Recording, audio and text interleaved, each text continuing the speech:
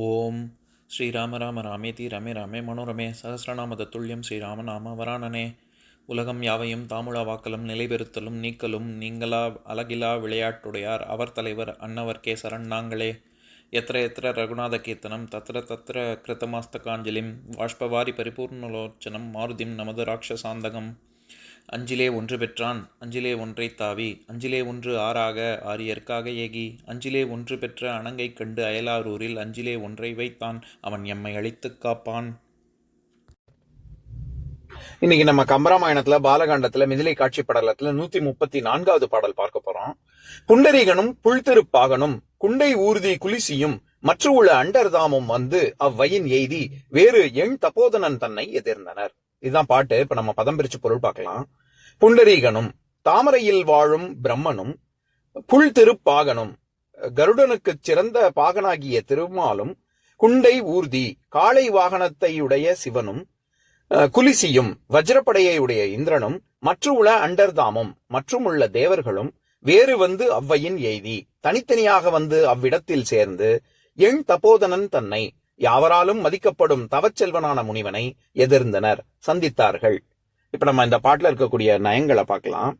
அதாவது சென்ற பாடல்ல பார்த்தோம்ல, விஸ்வாமித்திரனுடைய தபோ வலிமையினால உலகம் பூரா இருள் சூழ்ந்தது அப்படின்னு. அதனை தொடர்ந்து மும்மூர்த்திகளான பிரம்மா விஷ்ணு சிவன் ஆகிய மூவரை தொடர்ந்து அப்புறம் தேவர்கள் எல்லாருமா வந்தாங்க அப்படின்னு இந்த பாடல்ல சொல்றாரு.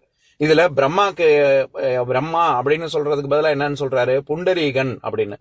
புண்டரீகம் அப்படின்னாலே தாமரைன்னு அர்த்தம். அதனாலதான் தாமரை கண்ணன் அப்படிங்கிற விஷ்ணுவுக்கு புண்டரீகாட்சன் அப்படின்னு நம்ம சம்ஸ்கிருதத்துல சொல்றோம்ல.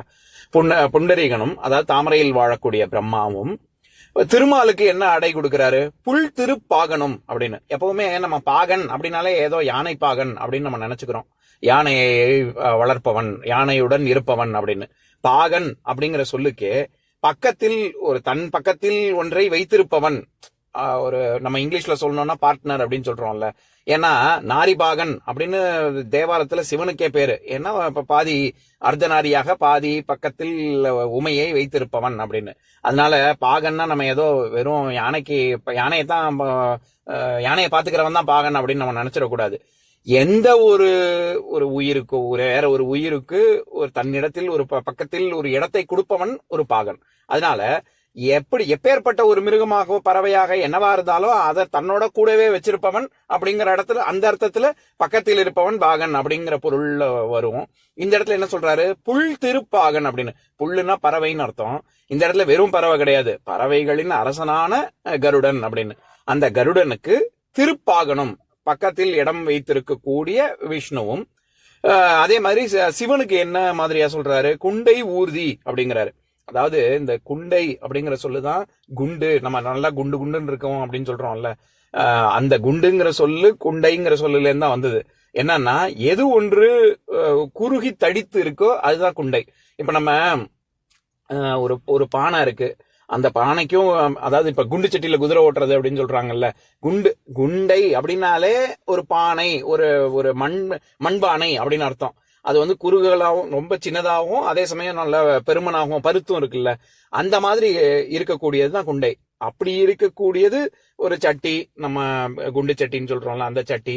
அதை தவிர எருது அப்படின்னு ஒரு அர்த்தம் இருக்கு. அதனால எருது, ரிஷபராசி இப்படி இல்லாம பொருள் இருக்கு. இந்த இடத்துல எருதுங்கிற பொருள்ல தான் வருது. எப்பேற்பட்ட வாகனத்தை ஊர்தினா இது தேரு அல்லது ஏதோ ஒரு வாகனம்னு அர்த்தம். எருதை வாகனமாக கொண்டுள்ளவன் அப்படின்னு. அப்ப இந்த இடத்துல இது வந்து ஒரு விசேஷமான சொல். என்னன்னா நம்ம அன்மொழி தொகை பல இடங்கள்ல கம்பராமாயணத்துல முன்னாடியே பார்த்திருக்கோம். ஆற்களி, அதுதான் நம்ம எனக்கு தெரிஞ்ச நம்ம பார்த்த முதல் அன்மொழி தொகையினோட உதாரணம் கம்பராமாயணத்துல. நம்ம அப்பவே பார்த்திருக்கோம். அதாவது மிகுந்த ஒலியை எழுப்பக்கூடியது அப்படின்னு. மிகுதியையும் குறிக்காம ஒலியையும் குறிக்காம ரெண்டுக்கும் தொடர்பு இல்லாத ஒரு சொல் ஆன கடலை குறிக்கிறதுனால ஆற்கலிங்கிறது அன்மொழி தொகை அப்படின்னு பார்த்தோம்ல. அந்த மாதிரி குண்டை அப்படின்னா எருதுன்னு அர்த்தம், ஊர்தி அப்படின்னா வாகனம்னு அர்த்தம். எருதையும் குறிக்காம வாகனத்தையும் குறிக்காம எருதை வாகனமாக கொண்ட சிவனை குறிப்பதனால் இது அன்மொழி தொகை. அது மட்டும் இல்லாம இது பண்பு தொகை மூலமாக பிறந்த அன்மொழி தொகை. பண்பு தொகை அதுவும் நம்ம எப்பவுமே சொல்ற உதாரணம் தான். அதாவது ஒரு பண்பை குறிக்கக்கூடியது. வண்ணமா இருக்கலாம், வடிவமா இருக்கலாம், அளவா இருக்கலாம், சுவையா இருக்கலாம். செந்தாமரை, வட்ட நிலா, முத்தமிழ், இன்சொல் அப்படின்லாம் பார்த்தோம்ல. அந்த மாதிரி இங்க என்ன பண்பை குறிக்க வரக்கூடியது சொல்லுது? வடிவம். நம்ம பார்த்தோம்ல, இப்ப குண்டைனா ரொம்ப குண்டாவும் அதே சமயம் ரொம்ப சின்னதாகவும் பெருமனாகவும் இருக்கக்கூடியதுன்னு. அந்த மாதிரி வடிவத்தை குறிக்கக்கூடிய ஒரு பண்பு தொகை. அதை ஒட்டி அதன் மூலமாக பிறந்த அன்மொழி தொகை இந்த குண்டை ஊர்தி அப்படிங்கிற சொல். அதை ரொம்ப அற்புதமா சிவனுக்கு பொருத்தி இங்க கம்பர் சொல்றாரு. அடுத்து இந்திரனுக்கு குலிசியும் அப்படின்னு. குலிசம் அப்படின்னாலே வஜ்ராயுதத்தை மின்னலை ஏந்திய ஆயுதமாக கொண்ட இந்திரன் அப்படின்னு பொருள். அது நம்ம ஏற்கனவே பல பாடல்கள்ல பார்த்திருக்கோம். ரொம்ப சமீபத்திய உதாரணம் அகலிகை படலத்துல 17வது பாடல், அதாவது கம்பராமாயணத்துல 468வது பாடல். அதை படிக்கிறேன் கேளுங்க. அவ்வூரை ராமன் கூற அறிவனும் அவனை நோக்கி செவ்வியோய் கேட்டி மேல்நாள் செறிசுடர் குலிசத்து அண்ணல் அவ்வியம் அவித்த சிந்தை முனிவனை அற்றம் நோக்கி நவ்வி போல் விழியினாள் தன் மனமுலை நணுகலுற்றான் அப்படிங்கிற பாடல்ல குலிசத்து அண்ணல் அப்படின்னு இந்திரன் அகலிகைக்கு இருக்கக்கூடிய அந்த ஆசிரமத்துக்கு நெருங்கினான் அப்படிங்கிற பாடல் பார்த்திருக்கோம்ல. எதுக்கு சொல்ல வரேன், அந்த இடத்துல எப்படி குலிசத்து அண்ணல் அப்படின்னு வஜ்ராயுதத்தை ஏந்திய இந்திரன் அப்படின்னு சொல்றாங்களோ அந்த மாதிரிதான் இந்த பாடல்ல குலிசியும் அப்படின்னா குலிசத்தை ஏந்தியவன் குலிசி, இந்திரனும் வந்தான் அப்படின்னு. எல்லாரும் வந்தாங்கன்னு சொல்ற இடத்துல ரொம்ப ஒரு நுட்பமான ஒரு விஷயம் சொல்றாரு. என்னன்னா, அவ்வையின் எய்தி வேறு எண் தபோதனன் தன்னை எதிர்ந்தனர். வேறு எண்ணுன்னா எண்ணம். அவங்க அந்த மாதிரி எல்லாரும் ரொம்ப மதிக்கக்கூடிய அப்படின்னு எல்லாருமே அவங்கள பத்தியே நினைச்சுக்கிட்டு இருப்பாங்க. அதனால எண்ணம் அந்த தபோதனன் இவ்வளவு காலமா அரசன் அப்படின்னு தானே சொல்லியிருந்தாரு கம்பர். இந்த இடத்துல தபோதன வலிமை, தவத்தின் பயனை முழுவதுமாக பெற்றவன் அப்படின்னு அர்த்தம். அப்பேற்பட்டவன். அதுல வேறு எண் தபோதனன் அப்படின்னு சொல்றாரு. வேறு எண் தபோதனன்னா தனித்தனியாக எல்லாரும் பேசி வச்சுக்கிட்டு மும்மூர்த்திகளும் சரி, தேவர்களும் சரி, இந்திரனும் சரி இருக்கிற இடத்துக்கு போவோம் அப்படின்னு சொல்லி எல்லாருமா பேசி வச்சுக்கிட்டு, நான் இத்தனை மணிக்கு வரேன், நீ எங்க அப்பா வா அப்படின்னு பேசி வச்சுக்கிட்டு வரல.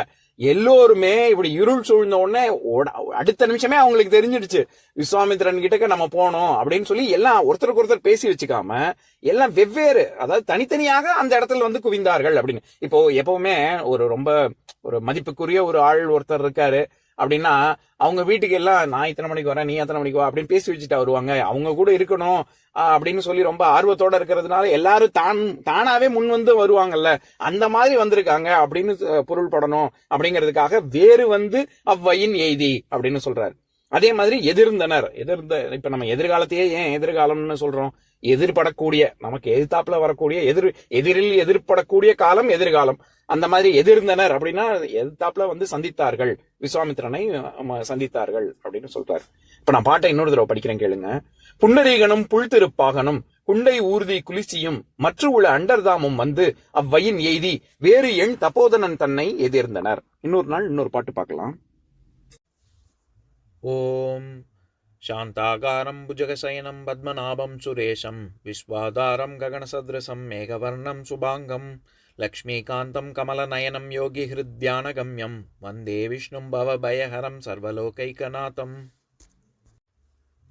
உம்பரோடு இம்பர்காரும் உலகம் ஓர் ஏழும் ஏழும் எம்பெருமான் என்று ஏத்தி இறைஞ்சி நின்று ஏவல் செய்ய தம்பியரோனும் தானும் தருமமும் தரணி காத்தான் அம்பரத்து அனந்தர் நீங்கி அயோத்தியில் வந்த வள்ளல். ஓம் பூர்ணமதః பூர்ணமிதம் பூர்ணாத் பூர்ணமுதஸ்யதே பூர்ணஸ்ய பூர்ணமாதாய பூர்ணமேவாவசிஷ்யதே. ஓம் சாந்தி சாந்தி சாந்திஹி.